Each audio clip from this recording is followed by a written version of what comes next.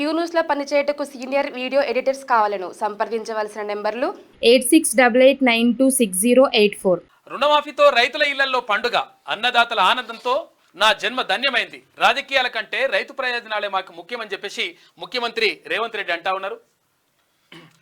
కేవలం 12 రోజుల్లో 12,000 కోట్ల రుణమాఫీ. ఇచ్చిన మాట ప్రకారం ఆగస్టు 15 వరకు 2 లక్షల రుణమాఫీ.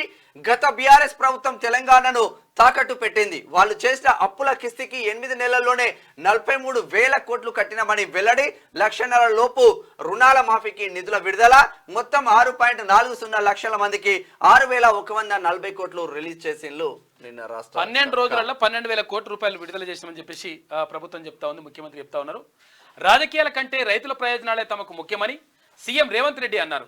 సాధారణంగా ఎన్నికలు వచ్చినప్పుడే కొన్ని పార్టీలకు రైతులు గుర్తుకొస్తారు, కానీ ఇప్పుడేం ఎన్నికలు లేవు. అయినా మేము ఏకకాలంలో రుణమాఫీ చేస్తున్నాం. కేవలం 12 రోజుల్లోనే 12,000 కోట్ల రూపాయల రుణాలు మాఫీ చేసినాం. ఇది మా ప్రభుత్వ చిత్తశుద్ధికి నిదర్శనం అని చెప్పారు.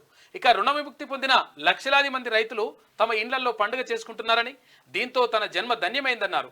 ఇక మంగళవారం అసెంబ్లీ ప్రాంగణంలో 2వ విడత రుణమాఫీలో భాగంగా 1,00,000 రూపాయల రుణాల మాఫీ కార్యక్రమాన్ని సీఎం రేవంత్ రెడ్డి ప్రారంభించారు.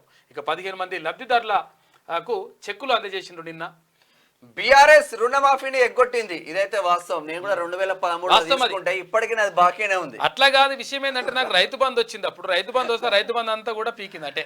అటే ఇక మొత్తం ట్రాన్స్ఫర్ చేసుకున్నారు డైరెక్ట్. రైతు బంధు వడంగానే ఖాతాలో వడంగానే వాడు గుంజుకున్నాడు. మరి ఇప్పుడు మళ్ళీ తర్వాత కొన్ని పైసలు ఉన్నాయి అంటే వాడు బ్యాంక్ వాడు ఇస్తాడు. వాడు అదో పరిశాన్ ఉంది మనతోటి.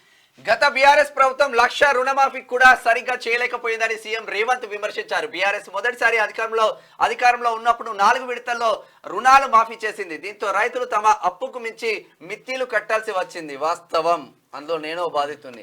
ఇక రెండోసారి రుణమాఫీ హామీతో అధికారంలోకి వచ్చిన బీఆర్ఎస్ 19,000 కోట్ల రుణాలు మాఫీ చేస్తామని చెప్పి 12,000 కోట్లు మాత్రమే విడుదల చేసింది. దాదాపు 7,000 కోట్ల రుణాలు మాఫీ చేయలేదు అని మండిపడ్డారు.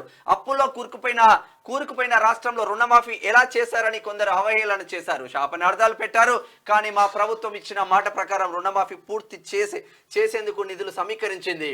ఇది మా ప్రభుత్వ చిత్తశుద్ధికి నిదర్శనమని అన్నారు. గత ప్రభుత్వం అప్పులు చేసి తెలంగాణను తాకట్టు పెట్టింది. తాకట్టు నుంచి తెలంగాణను విడిపించి రుణాల భారం తగ్గించేందుకు ప్రయత్నిస్తున్నాం. గత ప్రభుత్వం చేసిన 7 లక్షల కోట్ల అప్పులకు మా ప్రభుత్వం ఈ 8 నెలల్లోనే 43,000 కోట్ల రూపాయలు మిత్తిలు కట్టిన కిస్తీలు. అట్లా ఉంది పరిస్థితి. క్యూ న్యూస్లో పనిచేయటకు సీనియర్ వీడియో ఎడిటర్స్ కావాలను సంప్రదించవలసిన నెంబర్లు 8688926084.